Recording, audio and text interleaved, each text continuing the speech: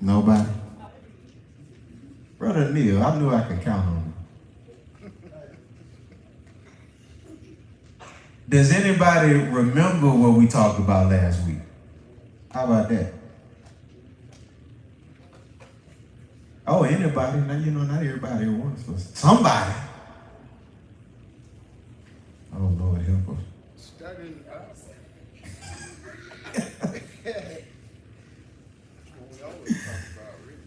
Ooh, what if I needed to ask y'all to help me pick up where we left off? Y'all wouldn't even be able to help me. Golly, y'all can't be my help tonight.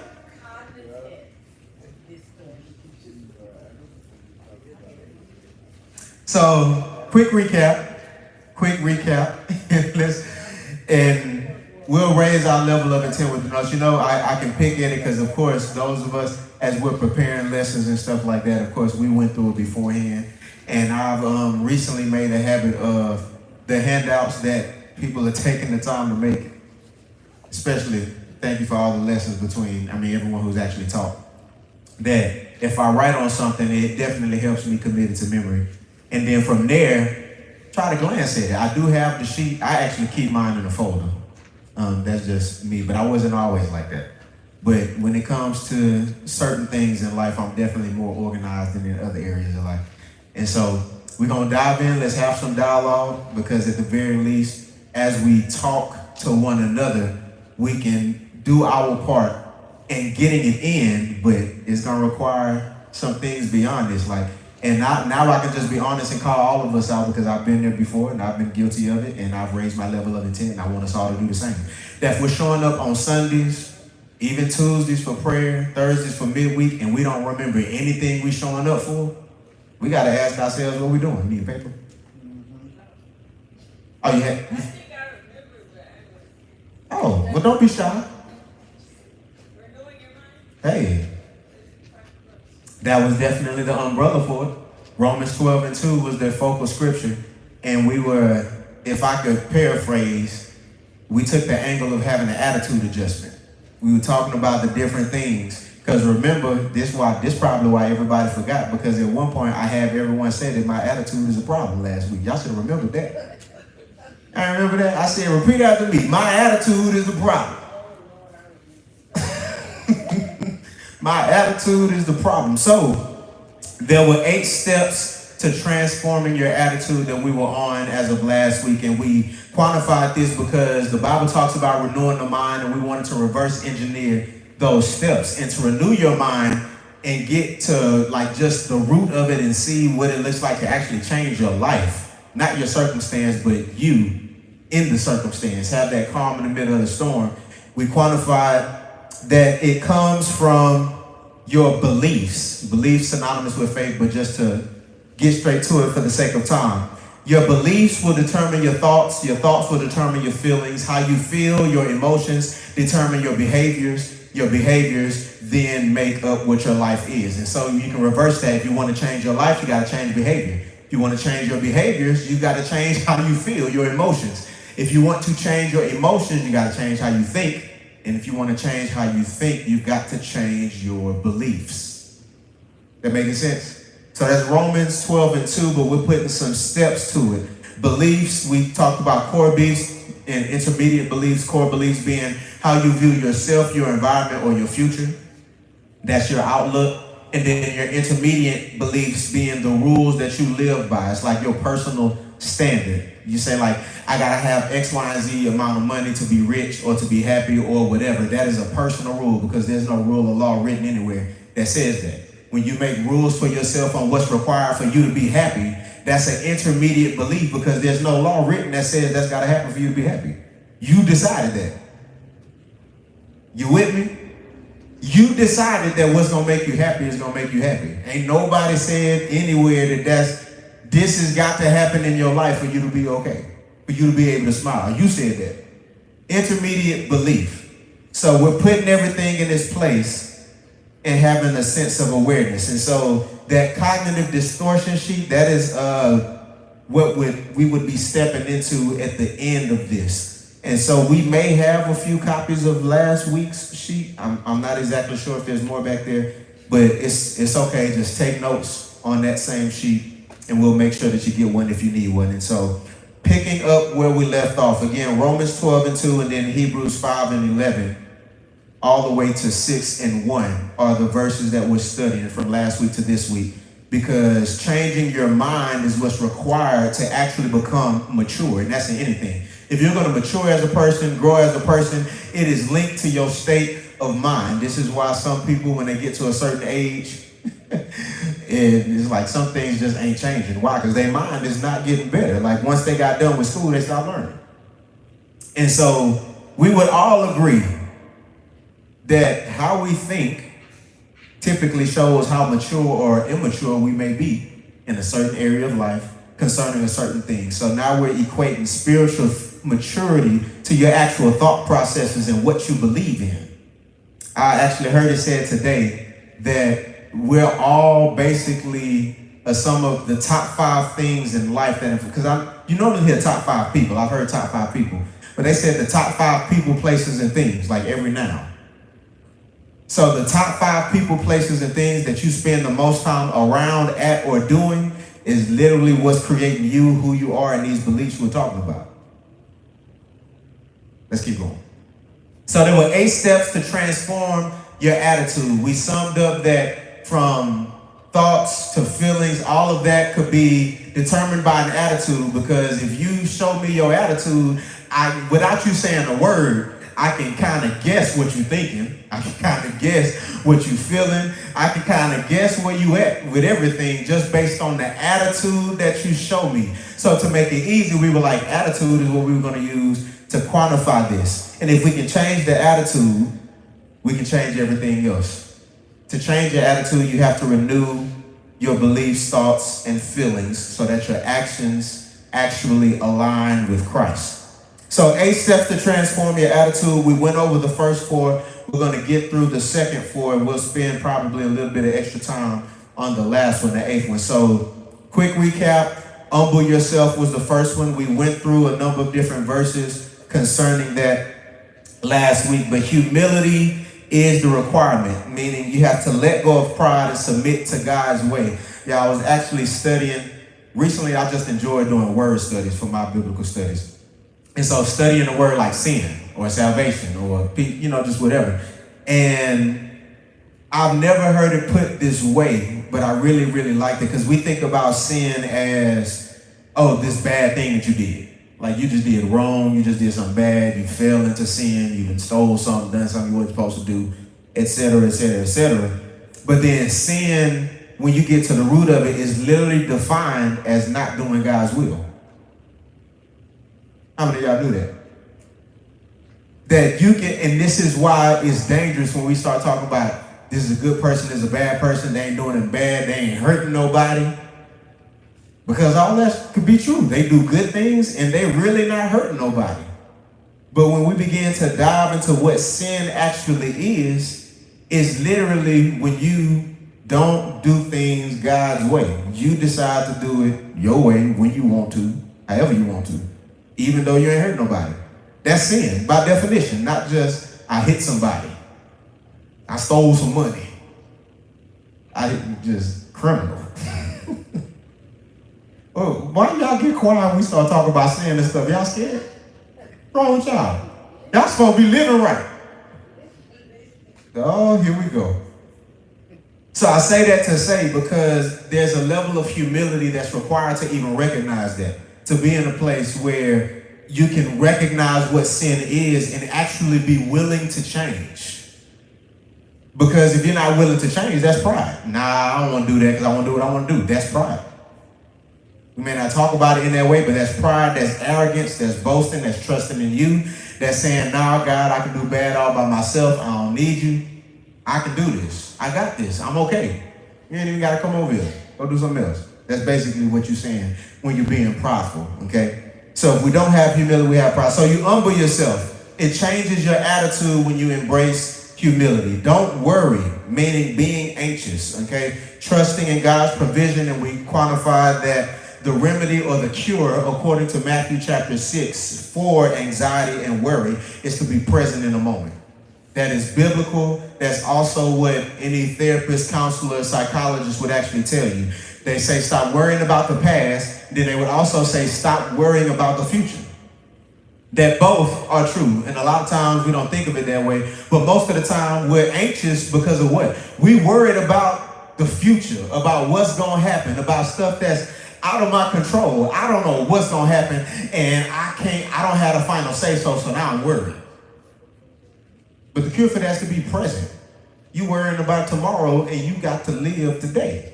Like, get into today. There's ways to do that, but biblically speaking, the cure for anxiety and worrying is to be present in the moment. 3, taking responsibility. That is owning your spiritual growth. We quantified what that looked like through a few different examples last week, but in short, some things happen to us. It's not our fault, but it is our responsibility because this is the life that we have. And we gave the example about the gentleman that gave his testimony and said, as a child, he was malnourished and went through all these abusive situations. And so when he became an adult, to him, his intermediate belief was that I was hungry back then. I'll never go hungry again. I got to make sure I eat. And as an adult, he got to 315 pounds because of what he was doing, because of what happened to him as a child. His child formed his way of thinking and quantified what he believed to be a successful thing, or that was what he quantified as success. As long as I don't go hungry, I'm good. Life is gravy because I grew up as a kid and I was missing this thing. It's not his fault that his parents did him that way, but it is his responsibility to be able to have a better, more fulfilling, and healthy life and not be walking around 315 pounds. Amen? Ooh, I love it. Let me step on some more toes. How about that? Forgive. Number 4, transforming the attitude. Forgiveness, not only does it help with that, it's actually required if you're going to transform your attitude in any type of way. Okay? Release others from debt as God has forgiven you. And we quantified last week that forgiveness is for the abused, not for the abuser. So you forgiving them does not omit or acquit they still got to deal with God and everything else, but it does release you. That forgiving them is for you and to set you free. That forgiveness literally means they don't deserve it. Quantify it. They do not deserve it. They don't. And when you choose to forgive, you choose to release it into God's hands. And now they got to deal with God.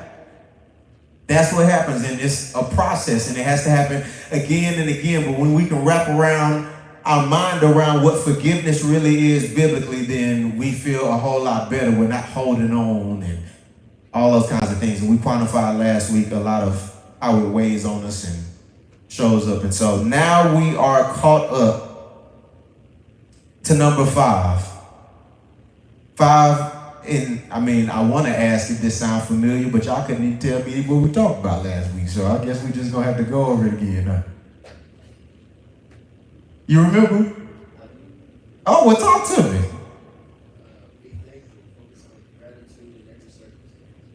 That's what I'm talking about. You had to get it right because you asked for homework.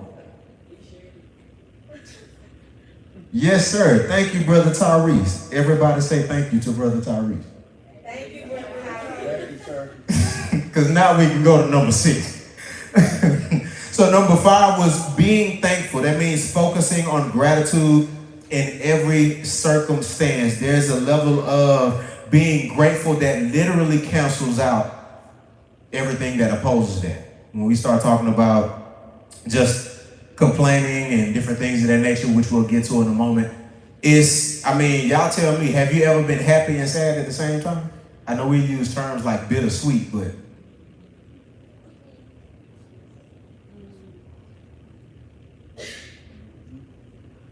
you feel like you can fully embrace either emotion if they're both happening at the same time, or you feel like you kind of just divided between the two?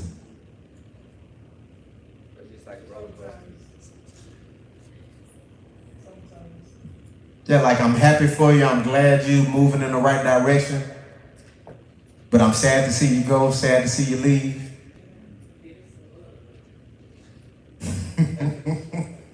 It's a thing. It is a thing. However, you cannot express gratitude and attitude at the same time. Have you ever tried to smile and frown at the same time? Is it possible? Can you express both emotions at the same time? Well, you gonna curl one lip side of your lip up and the other side?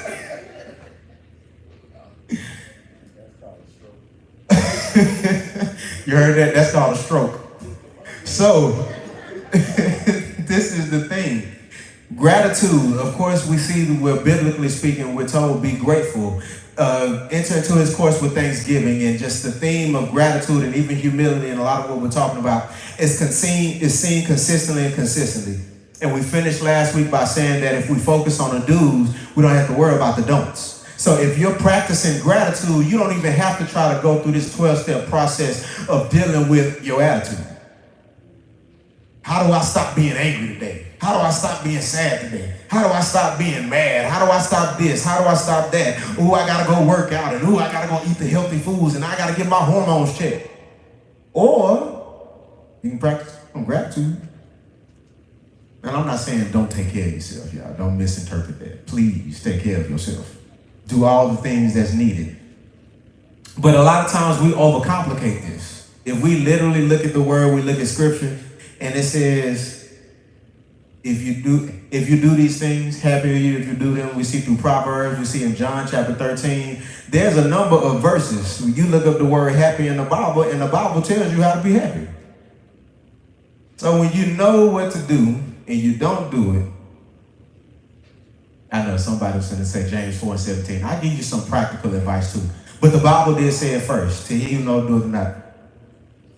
But they have quantified now when people, they teach, like life coaches and all these different people that's supposed to be encouraging and exhort you and help you take your next steps in life, that if somebody, you sit down with them, they set a goal, whatever that goal may be, like a compelling goal, they want to lose weight, they want to make some money, whatever that goal is, they set the goal, and then you sit down with them and they know what steps to take to actually reach the goal. You got to go work out, you got to go get a job, you got to do whatever to get to the goal. But for some reason, they cannot stick to the goal. They then say that that's quote unquote internal misalignment. I might even have that word wrong. But they're basically saying, trying to define what it means when your intentions don't match your actions. That you want this, but you can't do what it takes to get it. That there's something, they've literally quantified, this is the secular world, that there's something on the inside of you that's keeping you from being able to take a step forward. Now we're finna help you find that and actually deal with it. Because you got a goal, you know what you want, but you can't seem to be able to do what's necessary. And then, sometimes he might just call you lazy. But they actually saying, you know what, we gonna help you figure out what this is so that you can take the necessary steps. But at the end of the day, they quantified that it's all about what's going on up here. So be thankful, okay? Don't be envious, meaning being able to celebrate others with compassion. This is the sixth thing that will help adjust the attitude. Don't be envious. If I had to paraphrase in a sense, it would be on the basis of, I heard it put this way, that comparison is the thief of joy. That we live in a world where we subconsciously, unwillingly, unknowingly make comparisons all the time based on what we see on screens, based on what we see at the mall if we go out, based on what we see in any social environment. We'll use the word social.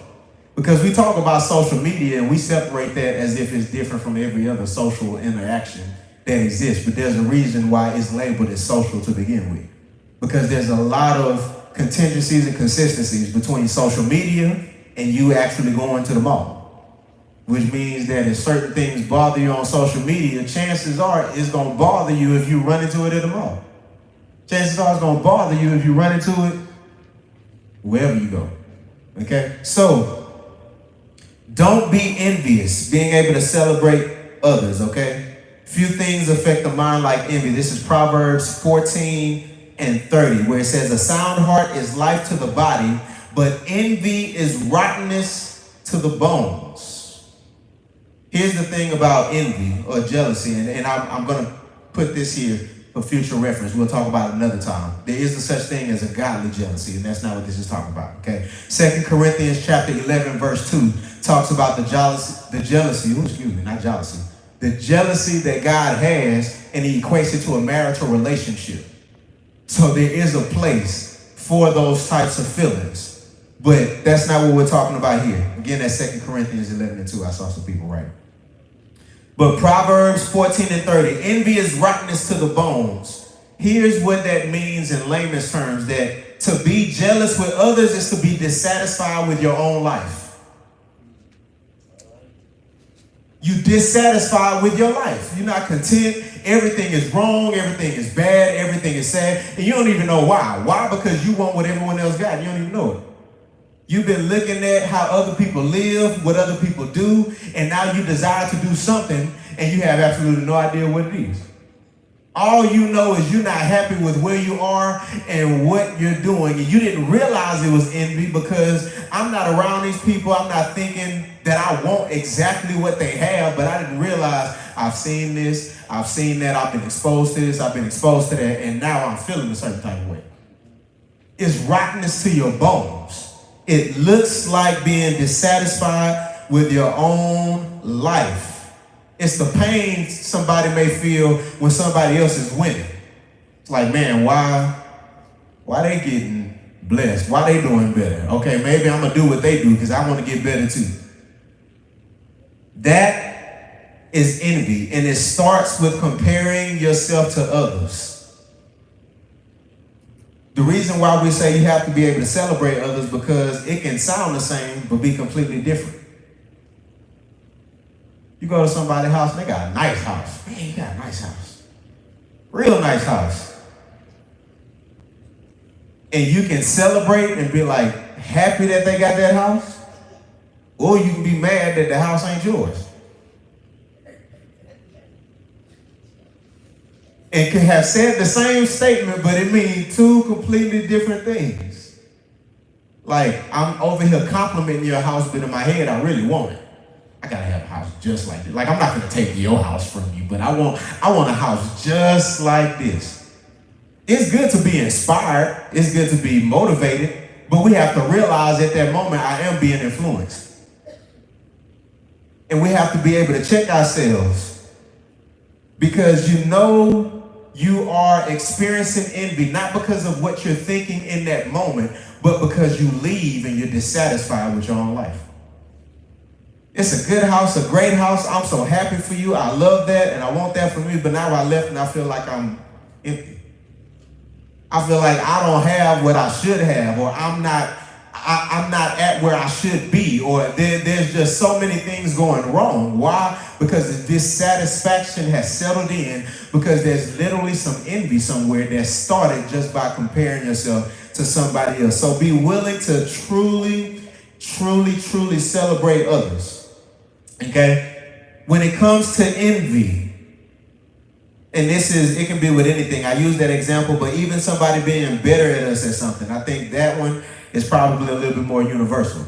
That man, that person, they better me at this skill, they look better, they do this, they win better, they got better whatever. And we can get to a place where we'll shrink into a shell of ourselves and think less of ourselves because somebody else is doing great.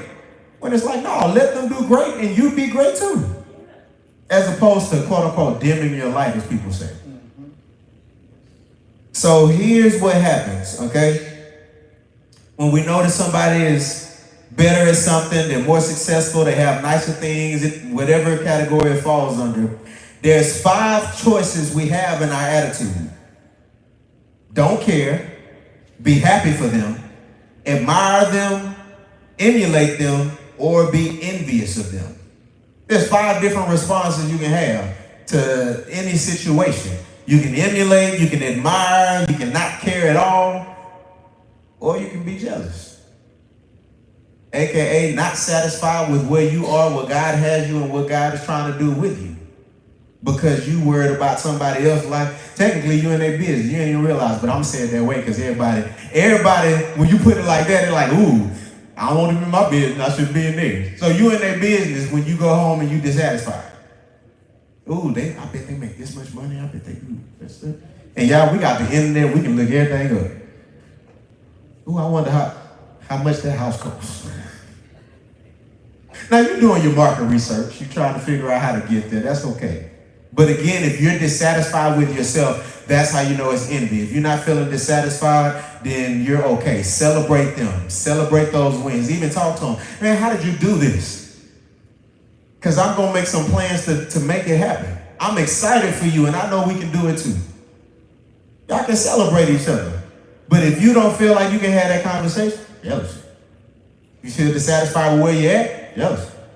Feel like you got to do it all on your own, jealousy. Amen. We spent a little more time on that one, but I felt it was necessary. So here's the thing. Envy will condemn you to stagnation and lower your self-esteem. So if you're dissatisfied with yourself, this is what starts to happen. It's self-defeating, and it prevents you from learning and growing. This is why we're talking about this, because before we can get into spiritual maturity, we have to get into the roadblocks. Jealousy is a roadblock.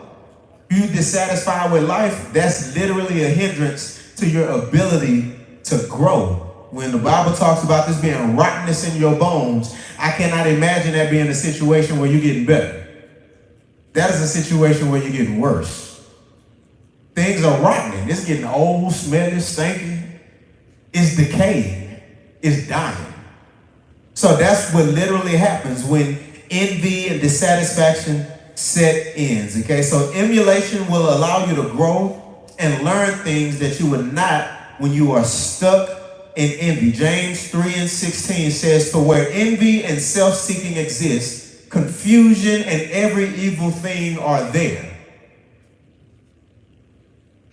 So not only is it rotten to your bones, it's bringing evil. Like, it's literally putting you in a position where you're stuck in a cycle and you can't get out of it. Okay, the cure for envy is to be thankful for what you have. So when the Bible tells us to be grateful and express gratitude, y'all, it's amazing. We got to do an actual study on this together, and you can all start and we can bring it together. But I have been noticing that everything that God has commanded us to do, that we think of as a rule, and it's not really a rule, is something that's literally the cure for something else that we're not supposed to experience. So he commands us to be thankful and to be grateful, and guess what? It's the cure for envy that typically takes us out. So he's literally got the medicine for us, and he's saying, if you do this, you're going to be good.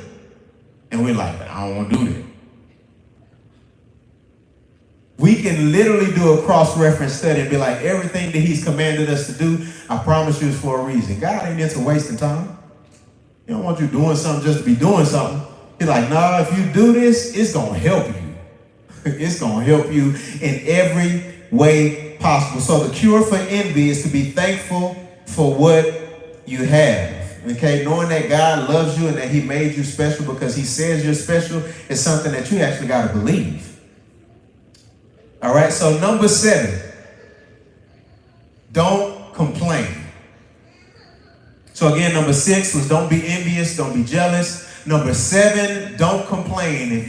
We talk about a spiritual attitude adjustment so that your mind can be renewed so that you can be transformed. We're talking about the things that get in the way and actually keep you from maturing, from growing spiritually. And so don't complain. Speak life, not negativity. Okay? Complaining uses up energy that should be used to move forward and make things happen in your life. Philippians 2:14 is where we find a very specific verse, and it reads this: do everything without complaining and arguing. Boy, that should step on everybody's toe, because I done complained a time or two. God said it, y'all. You can fuss at me, but God said it. Do everything. Y'all know what everything means? I think we're okay on that. We don't need to do a word study on everything, right? Everything without complaining and arguing. The Greek word here, and y'all, I might butcher the pronunciation, so use your blue letter Bible, click the little speaker icon and let it speak to you. It tell you how to pronounce this, okay? But it's spelled gong usmos, okay? Gongusmos. And that is what was translated into complaining. And so by definition, it's a negative response to something unpleasant, inconvenient, or disapproving. So y'all, in the definition, it's already implied that whatever's happening isn't ideal. It's disapproving, it's inconvenient, like it's just not the best thing. It's already in the definition. So when he say don't complain, he's saying don't complain about the negative stuff. Because chances are you're not going to complain. If you complain about positive stuff, like what's wrong with you? So he's insinuating the negative things that's happening in your life. Do not complain about it. Do not give it any life. There's actually a completely separate study we may do one day because I came across a Bible study where we know that the devil is called the accuser, right? And so he started talking about how complaining and fault finding and placing blame and all these things literally fall in the category of what the devil uses to tear people down. And then if he can get you to do it, he can just step back, walk away, move to the next person. And so there's some depth to this. But the cure to complaining is to be content with your situation. Have faith that God is going to help you work through it, okay? Being content that you can do all things through Christ that strengthens you. Y'all, in the same book of the Bible, Philippians 4, is where we actually begin to see where this is happening, okay? God gives you the strength to get through all of the situations that you face. And so as you grow in your faith, as you mature in your faith, as you put that in you and truly, truly, truly believe that, it's going to become harder to complain. Why? Because you're grateful. I got God. God is with me. Complaining is not second nature when you walking in the spirit, not in the flesh. Okay, they're contrary to each other. So if you find yourself complaining, just use it as a heat check. Because you've got to be intentional about this process called sanctification to get to a place where it's not happening. Renewing your mind is an ongoing thing. And I'm saying it that way because based on how things happen in society and with school, typically when we pass a test, we pass a grade, that's it. There's stuff I learned in 10th grade that I do not use today. Y equals mx plus b in slopes. I don't even know if they still teach that in school. But I ain't used it since I passed the test. I haven't. But we apply that logic to scripture and to the Bible thinking that, okay, it's one and done. And that's it. That's not the case. Anytime we see ing at the end of any word, that means being, becoming, ongoing, continuing. It does not stop. So you can't just renew your mind once. That's why we call it soap. So you can take a spiritual bath. Your scripture, your observation, your application, and your prayer every day. Get one in. Because this, at some point, you're going to get spiritually stanky if you don't take a spiritual bath. If y'all remember that next week, then I don't know what to do. I don't know what to do. Okay.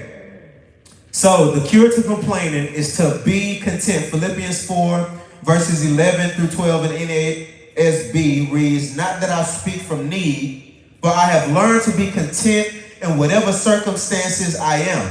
I know how to get along with little, and I also know how to live in prosperity. In any and every circumstance, I have learned the secret of being filled and going hungry, both of having abundance and suffering need." People say bend don't break, but the Bible said it first. You got to be able to do both. You know how to be rich, you know how to be poor. You know how to make it happen. We live with terms and conditions or intermediate beliefs as we define them on ourselves, and then when something breaks that, all hell breaks loose. And God's like, I'm God and I'm on your side. So why are you worried? Like, I'm your dad.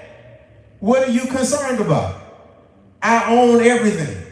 But we have to remind ourselves of this because what's in front of us can become a distraction. It can literally become the thing that we have faith in. And when we're worried, this is why God's like, don't doubt or stand nothing doubting, don't waver, be steadfast. Because when we doubt, it's proof that we believe more in what we see than we do in Him. When we get worried, we believe more in what's happening to us than what God can do for us. It allows us to do a heat check. So Paul learned how to live. And then 4 and 13, the very next verse, I can do all things through him who strengthens me. That's Philippians 4 and 13. So after he talks about being content, he then says, I can do all things through Christ. 2 chapters before that, he let us know, don't complain about anything. So now, look, I'll be trying to give y'all some weapons, you know. You catch somebody complaining somewhere. Philippians 2:13.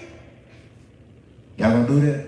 I just gave you a memory verse. Memorize that verse. Somebody walk up to somebody. And we're gonna do it with the camera too. And we're gonna ask you what Philippians 2 and 13 is. Well, Philippians 2 and 14, is do everything without complaining and arguing. But we just read Philippians 4, 11 through 13 to complete this, okay? So the reason why this is important, and then we'll move to the last one, number 8, is because we can't be ignorant of the devil's devices, of the enemy's devices. And so the enemy uses difficult circumstances in life to steal our contentment and make us complain. Y'all, we saw this in Job. He went and asked for permission to bring all kinds of things and disasters to Job's life. Why? Because he wanted to turn him against God. You know what turning against God would look like? Opening up his mouth and saying something negative. That's literally what the whole book is about. I'm going to get Job to turn, to say something negative, to make a negative confession. That's what complaining is, by definition. It is a negative confession. So when it says confess your faults to one another so that you may be healed, etc., we literally see that a lot of what's happening here is when the devil takes it, perverts it, turns it, makes it into something that it was not meant to be, and then we make it normal. Because if you ask me before I studied this, complaining, if you ask me was it normal, I would say absolutely. And that's true, because that's why the Bible wouldn't address it if it wasn't a thing. It is normal. But it's not supposed to be a habit. It's not supposed to be something that you default to or that happens, or every time something's going wrong, I'm complaining. If I'm complaining, it means I'm not looking to God. I'm looking to everything else or everyone else, and I'm constantly disappointed, constantly disapproved, constantly inconvenienced. I'm not grateful for anything if I'm complaining about everything. Y'all still with me? Okay, Psalms 34 and 19, we're wrapping up.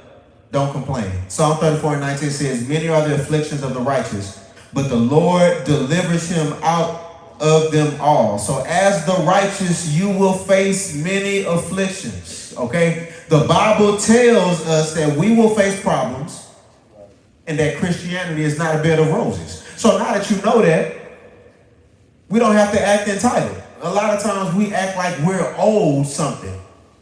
God, you owe me a good day because I love you. And he say, but I told you, stuff gonna happen. And I'm gonna be here to help you. Like, you mad at me and I came to help you. I came to deliver you out of it. I came to be there for you. There's literally a purpose for your pain. And you're going to be okay, and everything's going to be restored, renewed, reconciled. Everything is going to be great. It's going to get better here, and then it's going to be the best when you make it home with me. So why are you mad? What's really going on? It is literally a measure of our maturity and our faith. Number 8, don't judge others. I'm going to do my absolute best to get through this in a timely manner without rushing, because in my opinion, this one could probably take the most time. Because we talk about judging, and as soon as we said judging others, everyone in their mind had an idea of what it means to judge others. But we don't really talk about the effect that judging others has on our own attitude, and how it affects us and what it does if I'm judging someone else. that by definition, to be judging someone is literally it's a negative process to take part in to begin with. Like ain't nothing positive about it. There's nothing loving about it. You cannot show the love of God while you quote unquote judging somebody. So let's define judging, okay? Judging, also condemning or critical attitude is essentially what this is. And I promise you, it's a miserable way to live. Anybody you see that's always condemning others, or I like the word critical because most people can look at themselves and say they're not judging and they're not condemning. But I think if we shine the light in the right areas of our life, we can find a place where we might be too critical, either on ourselves or someone else. And the Greek word that's used by definition here, krino, encompasses all of them. It's literally being critical, not just, I ain't talking about nobody, but you have this extremely high expectation and then you treat them a certain way when they miss it. Because you've got things that's got to be done a certain way. It's got to be done to the T. And if you can't do it like me, no. There's a difference between being excellent, helping someone, teaching someone, training someone, and helping them get better, and then just belittling them because they can't do it like you. Big difference. So when the Bible talks about judging, it's talking about being overly critical. That's condemnation. Biblically speaking, that's condemnation, but I don't want you to take my word for it. We're going to Matthew chapter 7, verses 1 through 3, and then Romans 2 and 1 is where we'll reference this. And we're using this because there's a number of things here that can be unpacked. Most people condemn others out of their own insecurities. Like if somebody is condemning or judging someone else, it's because they have an insecurity inside of themselves. I've heard it put like this, and I love it. If nothing else, y'all can write this down, because when we revisit this, we'll be able to move forward in this. But most people judge others by their actions and themselves by their intentions. This is how people end up being hypocrites and don't even know it, because we'll judge others by what they're actually doing. But then when it comes to us, it's like, well, I didn't mean it that way. I wasn't trying to hurt them. But somebody else, no, you hurt them. You're a bad person. So we'll judge others by their actions, and we'll judge ourselves by our intentions. And that's what causes this discrepancy. But Matthew 7, 1 through 4. I'm going to pull it up in the CSB here. Y'all, future reference, be ready to flip and read some scriptures. We're going to start studying together in a way where let some other people read some of the verses. Hope y'all okay with that. So Matthew 7 and 1, the very first verse. King James Version says, judge not that you be not judged. CSB says, do not judge so that you won't be judged. Okay? Verse 2, CSB, for you will be judged by the same standard with which you judge others, and you will be measured by the same measure you use. Verse 3, we know this one. Why do you look at the splinter in your brother's eye, but don't notice the beam of wood in your own eye? Verse 4, or how can you say to your brother, let me take the splinter out of your eye, and look, there's a beam of wood in your own eye? So here's the thing. Judging shows a lack of love and sympathy. It's a lack of love and sympathy. It's literally the opposite of what God is saying. Hey, here's what I want you guys to do. Here's how I want you to live. Here's the fruit by which you will know my disciples is love. But if you judging somebody, that's not it. And nobody gonna know who you with, or to be specific, you running with the wrong team and you representing the wrong one if this is how you roll. Now, I love the Bible, because when God corrects us or tells us, hey, here's what you should do, here's how you should move, here's how you should do it, he then gives us the cure. He gives us how to help, how to have that help, how to actually make it right, how to do things the right way. Because verse 5, you know, the first time when I read this in my spiritual immaturity, it said, hypocrite, First part of that verse. You walk around here, everybody, you a hypocrite. Woo! What you doing? You're wrong. But you gotta read the whole verse. Hypocrite, but he's correcting them in love because we understand that everything that God does is in love. He chastens whom he loves. He disciplines whom he loves to make us better. So he says, hypocrite. Then he gives instruction. This is why we got to be humble and not be prideful. Because if you in your pride and you in your feelings, you ain't going to get to the rest of the verse. You're going to shut your Bible and say, he ain't talking to me. You're going to be feeling yourself. But no, he says, hypocrite, gets your attention. Then he gives instruction. First, take the beam of wood out of your eye, and then you will see clearly to take the splinter out of your brother's eye. Meaning, take care of you first. And then still go help them. Don't just leave them in it. Don't say nothing to them. Don't leave them in their mess. What makes you a hypocrite is the order. Because if you really cared about them, you would check yourself first and you would approach them in love. But if you're always pointing out their flaws and can never say anything about your own, you're wrong. So he said, here's how you do it. First, take care of yours. And then help them take care of theirs. But I want you to do both because I care about both of you. Judging prevents this and it stops this because anybody who is in a place where they're just judging everyone, you definitely ain't looking at the plank in your own eye. If you're condemning, if you're being overly critical, if it's hard for you to extend grace and understanding and show mercy, which we've defined at other times, then that is what is happening here. Because again, judge, the Greek word is krino, meaning to be critical.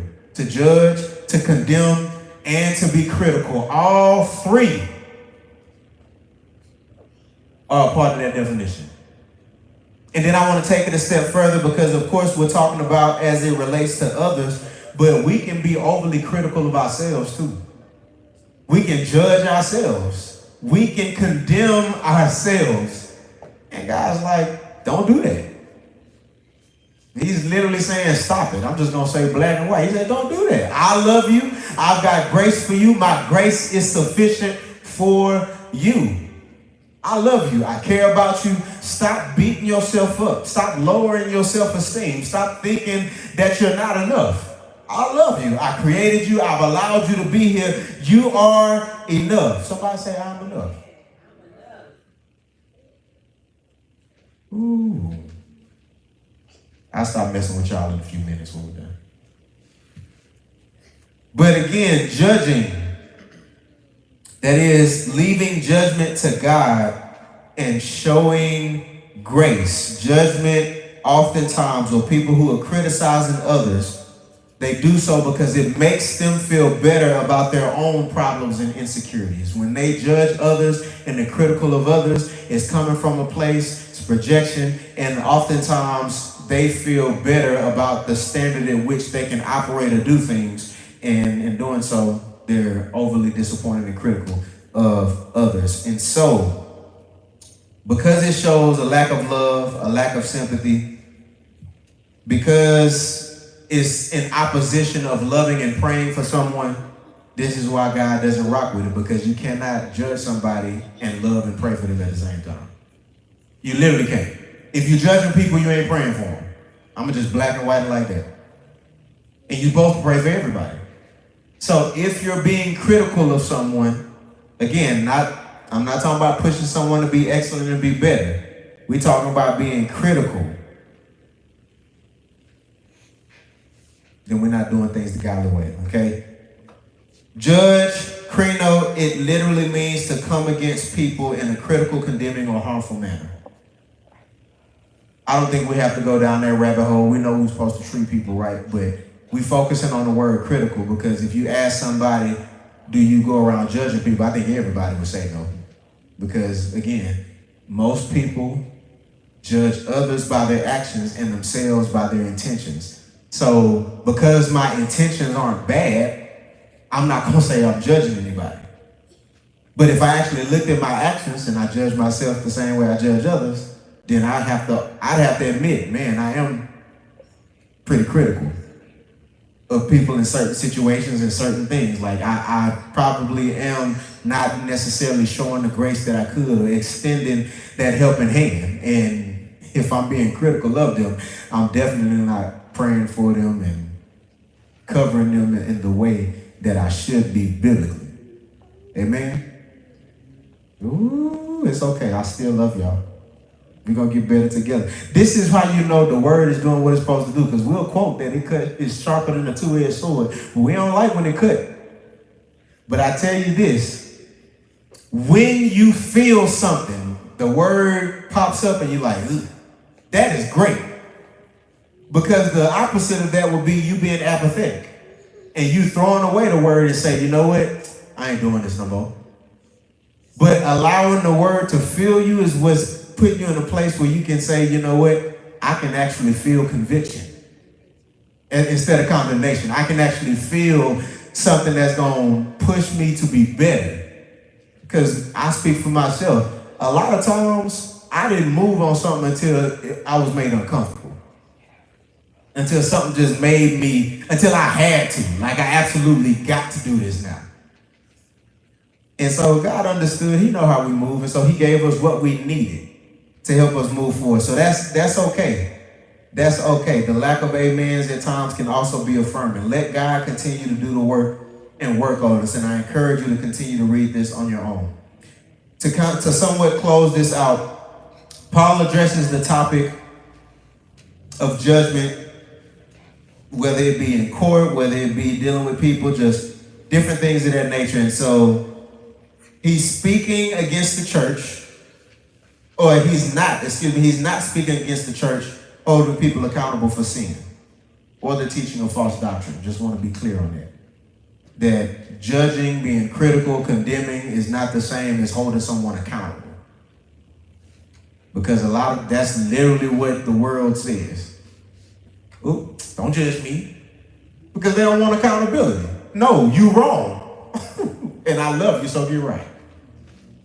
That's it. But accountability and judging is not the same thing, okay? Biblically speaking, if we love somebody, we're going to hold them to a higher standard because we believe they got that potential. We believe they can do better. We believe that they were made for more, so we're not going to let them settle. And we're not going to let them just be low and beat themselves up or whatever the case may be. And so that's where we have to check ourselves and realize that not everything is an attack. Like when people care about you, they're going to say something.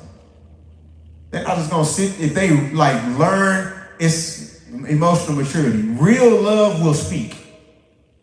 And I'm not saying that it's a fake love, but there's levels to love. Meaning a lot of times we may be scared of confrontation. We may not want to say something. We may not know how to say something. But Ephesians 4:5 tells us the truth and love. You got to have both every time you speak. And as long as you do, they'll know, they'll feel it, they'll be able to move the right way.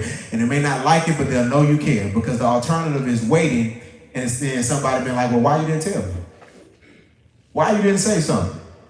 Why did you let me get in trouble? Why did you let me die? Why did you let me go to hell? Why didn't you tell me? Why didn't you hold me accountable to something that would make me better in life? Why did you leave me hanging? We don't want that on our conscience. So Romans 2:1, therefore you are inexcusable, O man, whoever you are who judge, for in whatever you judge another, you condemn yourself. For you who judge practice the same things. This is why we saw, hypocrite, things of that nature, etc., because a lot of times we don't even realize how we're doing the same thing that we're talking about or the same thing that we're accusing someone else of. We're just doing it in principle, but in a different way. We may not be doing the exact same thing that they did, but we practice that principle somewhere else in our life. And so when he says, take the plank out of your own eye, he's like, man, you can't see it. You don't even know it. And it might be a scenario where you did God the way that they were doing you. You necessarily did it to another person. But in our humanity, we have to humble ourselves and say, you know what? I am not that. What they say, I am him, I'm her. That's what they've been saying with the pronouns. Himothy. All that stuff. So in closing, to at least reference the sheet that I gave you guys. So you'll notice cognitive distortions. This was supposed to, and we'll see going into next week, we may use this as a means of going into regeneration, sanctification, and justification, because that's where this was headed as far as us dealing with the attitude before making that transition. But you'll notice that there's cognitive distortions. There's 12 on your sheet. There's actually 15 in my notes. But I just want to run over them briefly because we talked about complaining, we talked about attitude, we're talking about renewing the mind. But in reality, cognitive distortions are literally, it means that what should be natural or normal in your way of thinking has been distorted to the point where this is the reason why you got to renew it. So I'm going to run through them really quickly. Bear with me. And then we'll go for it. So 15 cognitive distortions. The first, all or nothing thinking, also called black and white. In short, is something it's like it's an absolute. If I am not a total success, I'm a failure. That's the example that's listed on your sheet. So you literally are black and white, this or that. There is no in between. There is no gray area. There's no room to be creative or figure this out. It's either this or that all the time with everything concerning you, yourself, and you. 2, catastrophizing. This is predicting the future negatively without considering other more likely outcomes. What does this look like? It looks like this. This is going to be a disaster. This is the worst day of my life. I'm never going to get over this. So we're blowing it up. We're making it big. We've gotten in this way of thinking, but this is a distorted way of thinking. For the sake of time, I'm going to just keep going. 3, disqualifying or discounting the positive. This is unreasonably telling yourself that positive experiences don't count. And you only pay attention to only certain types of evidence by noticing failures, but not successes. An example would be, I did this project well, but that doesn't mean I'm competent, I just got lucky. It's almost like, I have to have 100 on this test. A 92 is not good enough. If I had to kind of just make a simple version. So 3, you can't celebrate the wins or the good things because you hyper-focus on the bad. That's what's happening there. 4, emotional reasoning. Thinking something must be true because you feel or believe it so strongly, ignoring the evidence to the contrary. So you know you do a lot of things but still think you're a failure. You embarrassed but must be an idiot, feel awkward, so other people must think I'm awkward. I'm nervous, so that means something bad is going to happen. I'm lonely, so that means I don't have any friends. It's just emotional reasoning that I feel this way, so it must be true. Number 5, labeling, putting a fixed or global label on yourself or others without considering evidence that might reasonably lead to a less disastrous conclusion. These are like those absolute sentences that say, I'm a loser, he is no good, I can't do nothing right. I'm the only one that can't do this, I'm ugly, whatever it is. These are labeling cognitive distortions where you put a label on something and you're like, it is what it is. I done slapped the label on the jar and it ain't changing. 6, magnification or minimizing. So you evaluate yourself, another person, or a situation.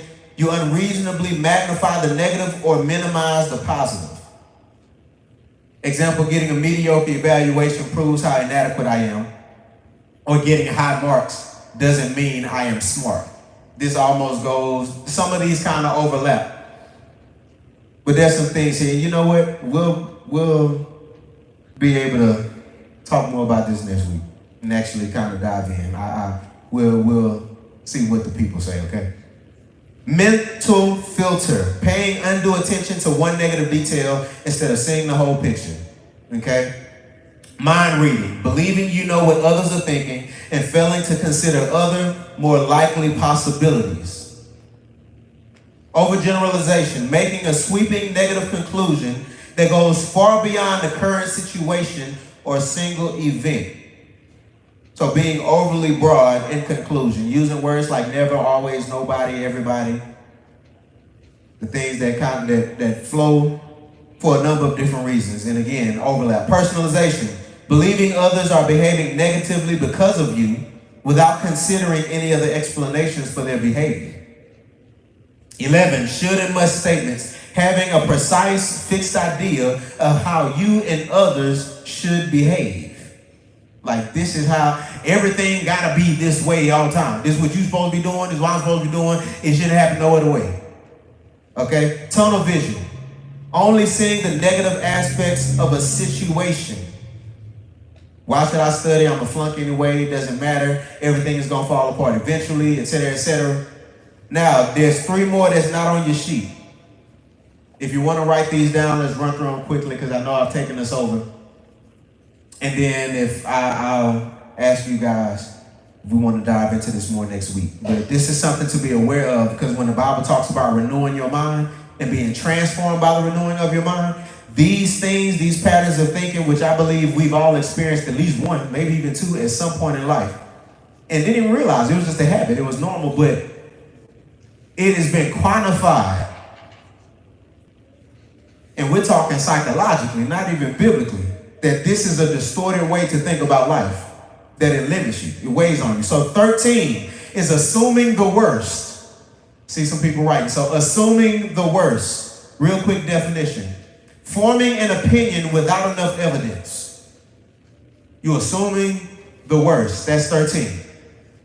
14 is accepting helplessness.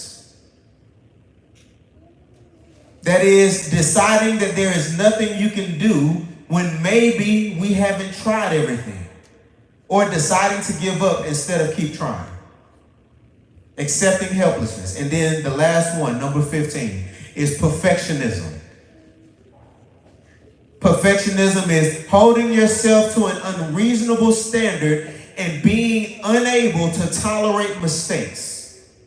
It often leads to beating yourself up, okay?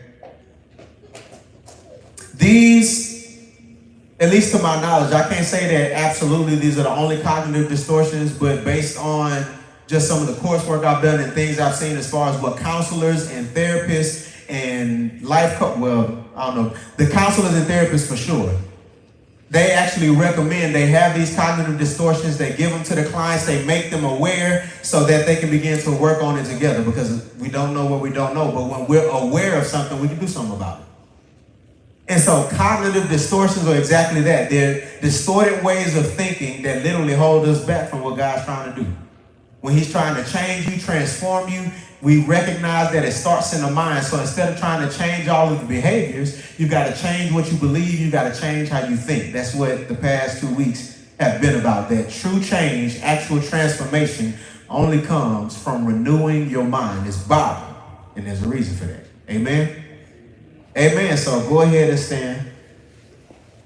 Hold on to that sheet.